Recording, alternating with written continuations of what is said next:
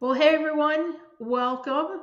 Thank you so much for joining me here today. I'm Dr. Randy Ross. I'm the CEO of Premier Practice Consultants, and I really want to start out by thanking Secure for giving me the opportunity to come and share some really important information with you here today that we need to start thinking about. So, why don't we go ahead and go right to the slide so we can get started? I often hear people say when they're thinking of the future at some point, most of us are going to sell our practices somewhere down the road, some sooner rather than later. And I often hear a strategy that everybody thinks is a slam dunk. And it's, well, I'm going to bring an associate in, I'm going to train them, and then I'm just going to sell them my practice, right? Sounds simple, but let's see. Is it really the effective exit strategy that everybody thinks it is? So we just said it sounds logical. People hire associates all the time. And you think, well, I'll train them for 12 months, maybe 18 months, maybe a little bit longer. And then they're going to know my practice, they're going to know my business. And then it's just a simple walk over to the bank to do the paperwork, get that all processed, and sell your practice to them. But there's so many things that really go into selling a practice that process doesn't address very often, that it can really lead you to a huge disappointment. And I have this conversation all the time with coaches in the profession, and everyone's very well meaning. They think this is a great way to do this. This is where you get to really kind of hand pick who you're going to turn your life's work over to often.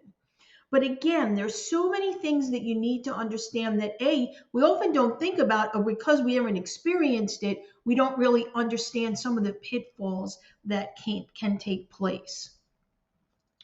So many times, I can't say many enough in this, your thought process doesn't work out. And then what happens is you've hired an associate. You've invested time, energy, and money in them, training them because you think they're going to buy my practice and this is going to be my exit strategy. And I'm going to say more than 50% of the time, I don't know an exact number, I can just go by what I know and the people that I talk to. I'm going to tell you that that doesn't work. And there are so many reasons why it doesn't work. And then the bad thing is that now you're left starting from the beginning all over again. So if in your, we always say it takes 12 to 24 months to sell a chiropractic practice. I tell people when you're minimum of 3 years out, you should start the process, at least if you're working with a company like ours. But even if you're trying to do it yourself, you should start the process because it does often take that long. So if you've taken the time to find an associate, which we all know that's a challenge in and of itself, but you find someone that you like, that you trust, that you want to take under your wing, you want to pass that baton to, you invest 12, 18, 24 months in them thinking, okay, telling your family, I'm ready to retire. And all of a sudden, they might not be as interested as they were initially.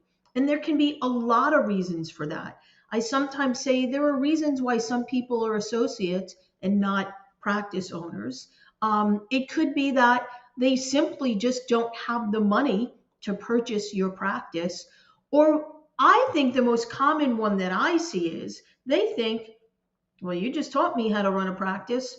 Why do I need to pay you for yours?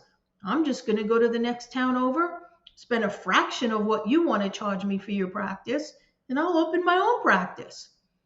And I'm telling you, this happens frequently. So, what I want to do is prepare you as best I can. So here is something that you need to understand. If you choose to go this route and use this as an exit strategy, at least do the best preparation that you can. Preparation meets opportunities. So let's see if we can at least save you a little headache in the end. You have to treat this hiring of an associate very differently than if you were hiring an associate just to be a part of your practice, because they need to have different and more important factors that make them a qualified candidate. So you have to vet them. What I mean by that is if you're actually hiring them to take over your practice, there are things that you should do and there are things that you should know before you do that. First of all, you should know their credit.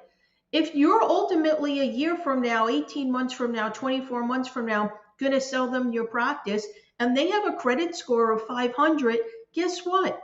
Unless they have a lot of cash to buy your practice, they're not getting a loan. You should know that. That's different than an associate that you're just hiring to pay a salary to. The other thing you want to see is proof of funds. This is important. Do they have any money to buy your practice 12 months from now? Because if they don't, why are you hiring them to be part of this selected exit strategy that you've chosen? Ask them to show you proof of funds. There's nothing wrong with that. You want to see 20 to 25%. The reason for that is if they're going to go to a bank, that is most likely what they're going to need. Now, everybody says, oh, you can do it with 10% or this one's offering 5%. I'm telling you, I do this all day long. You want someone to have 20%. 25% is even better. If they have no money and you have a practice that's going to sell for $400,000, guess what? Again, you're barking down a bad strategy for your exit because they're not going to get a loan.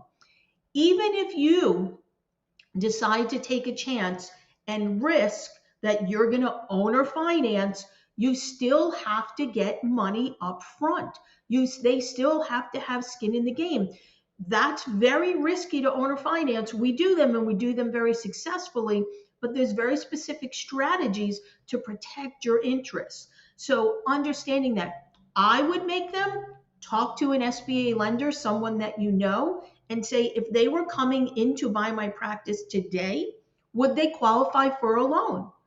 Maybe they just say yes, maybe they say no, but they tell them what they can improve upon over the next 12 to 24, 18 months so that they become a viable candidate for that type of process. Attorney documents.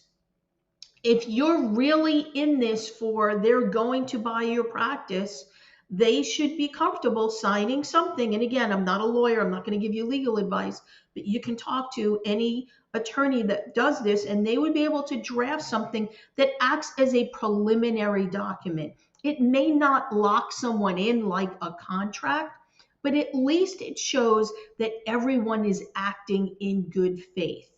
And these are the things that are so important. Again, remember, you're not just hiring an associate, you're hiring an associate that will ultimately purchase your practice. These are two very, very different hiring practices. And this is where people run into problems because they don't understand that they should be vetting that candidate very differently than a candidate that they're vetting to become an associate that's just a part of their existing practice. So there are so many moving parts to this. And if you choose to do this on your own, that's totally fine. There are plenty of people that do it successfully. I just want you to know that we offer free consultations. If for any reason you just want to call me and bounce something off of me, you have an idea, you have your own buyer, you have your own associate, I will talk to anyone. I'm here to support the profession and all the chiropractors within it. But this is something really to consider very importantly, because I can tell you that I very often get calls from people that tried this, and then now they tell me it's 2 years later, associate decided to back out or went to a bank, can't get a loan, they don't want to own or finance, and now we're looking at another 12 to 24 months before they can retire. And it can really be devastating. So, do yourself a favor, do your homework, do things properly. Remember, an associate just to work in your practice is one type of hire. An associate that you would like to ultimately sell your practice to is a second kind of hire. Don't be embarrassed or afraid or feel uncomfortable about asking for a credit report or asking to see proof of funds. This is important for you to know. This is your business. If this is how you're going to move forward, you want to make sure that you're setting yourself up for the highest chance of it being successful. Well, I hope these notes that I've shared today are helpful. Remember, you can always call me, reach out to me. I'm here to talk to you and share any pieces of information that I might know just from doing this all the time. I want to once again thank Cairo Secure for giving me a few minutes to spend with you here today. And as always, be well, be successful.